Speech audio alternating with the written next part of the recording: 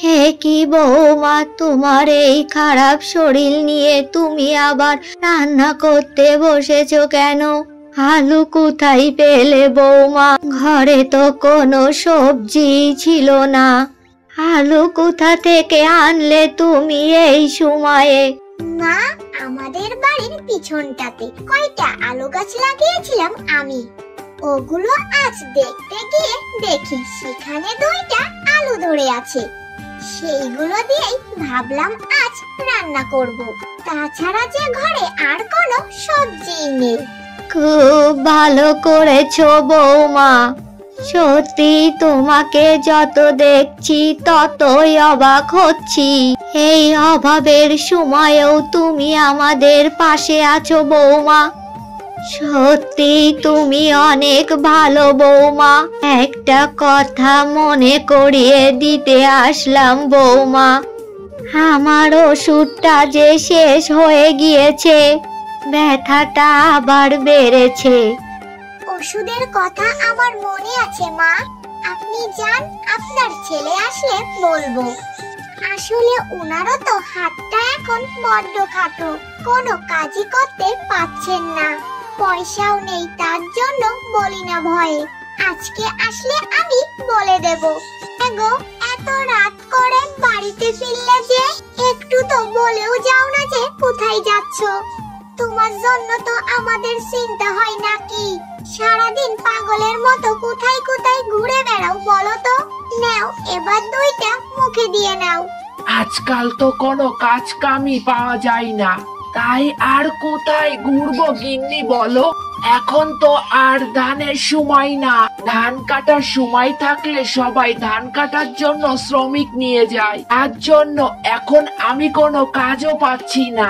সবার দাঁড়ে দাঁড়ে সারাদিন কাজের জন্য ঘুরে বেড়াই। হ্যাঁ, বুঝতে পারছি গো। ঘরে কিচ্ছু নেই রান্না করার মতো।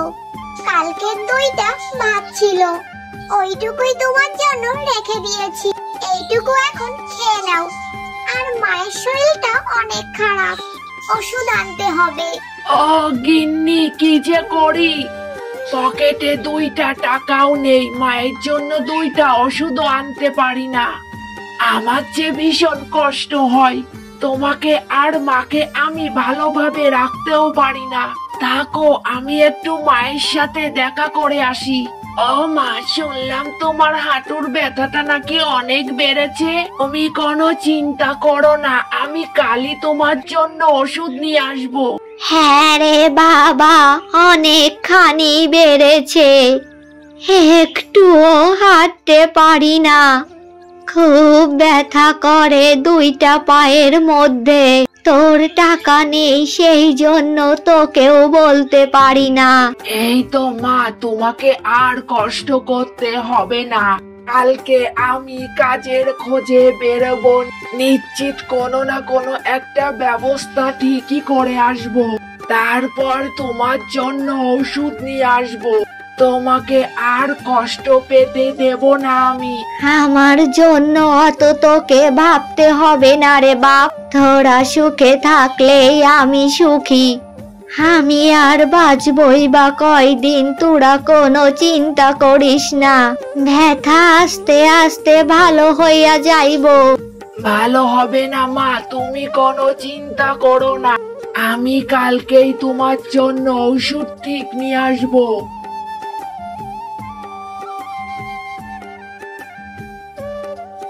মোড়ল মশাই, আপনাকে আমি কতদিন ধরে খুঁজে বেড়াচ্ছি। আপনার বাড়িতেও আমি গিয়েছিলাম, অনেক দরকার আপনার কাছে। আমার সাথে তোর কিসের দরকার সেটা আমি ভালো করেই জানি। আমি তো তোকে একবারই বলে দিয়েছি, আমার হাতে এখন কোনোই কাজ নেই। জানিস তো, এখন কোনো কাজ পাওয়া যায় না। দয়া করুন, দয়া করুন, আমার যে ঘরে খাওয়ার মতো এক টুকরা চালও নেই। খুব খারাপ ভাবে দিন কাটাচ্ছি আমি। দয়া করে আমাকে নিরাশ করবেন না মোড়ল মশাই। আমাকে আপনি একটা কাজ পাইয়ে দিন, আমি সব কাজ ঠিক মতো করব। তোদের মতো গরিবদের এই একটা সমস্যা। কথা যদি ভালোভাবে বলি তাহলে বুঝতে পারিস না। তোমাদের লোক দিয়ে এনে তাড়াতে হবে নাকি? বললাম তো কোনো কাজ নেই, গেলাম আমি। যত সব, এদের জ্বালায় একটু রাস্তায়ও বের হওয়া যায় না।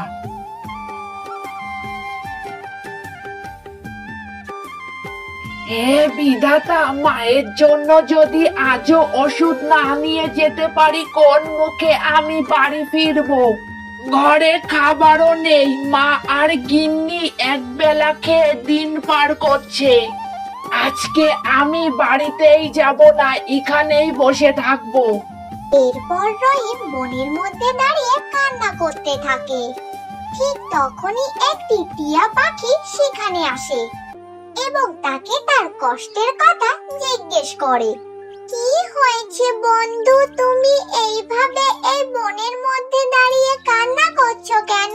কিসের কষ্ট তোমার, বলো আমাকে, বলো বন্ধু। হে টিয়া বন্ধু আমার, আমি যে খুব অসহায়। আমার ঘরে যে অসুস্থ মা আর ক্ষুধার্ত গিন্নি আছে, একটা টাকাও আমি রোজগার করতে পারি না। গরিব বলে আমাকে কেউ কাজও দেয় না।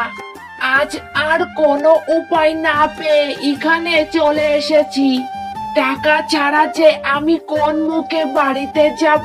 বাড়ির সবাই তো আমার জন্য অপেক্ষা করছে। ও এই ব্যাপার, তুমি কোনো চিন্তা করো না বন্ধু। এই নাও, এই মোহরগুলো নিয়ে যাও।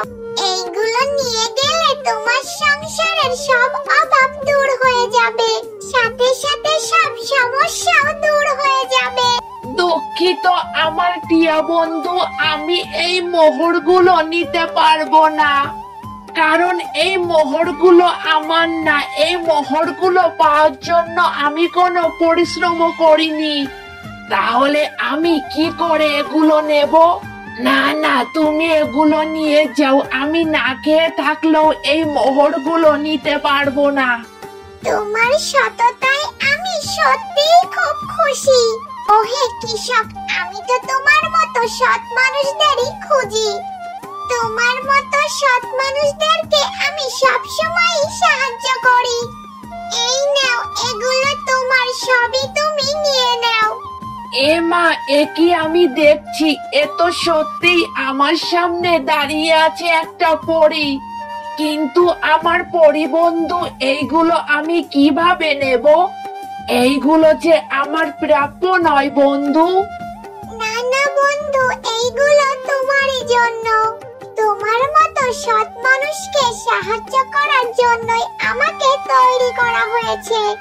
এগুলো সবই তোমার। এখন তাহলে আমি আসি, তুমি তোমার পরিবারকে নিয়ে সুখে থাকো। পরি খুশি হয়ে কৃষককে এই মোহরগুলো দিয়ে চলে যায়। এরপর কৃষক ওই মোহরগুলোকে নিয়ে বাড়িতে চলে আসে। কৃষক তার অসুস্থ মায়ের সেবা করে এবং তাকে সুস্থ করে তোলে। এরপর থেকে কৃষক তার মা ও স্ত্রীকে নিয়ে সুখে শান্তিতে বসবাস করতে থাকে।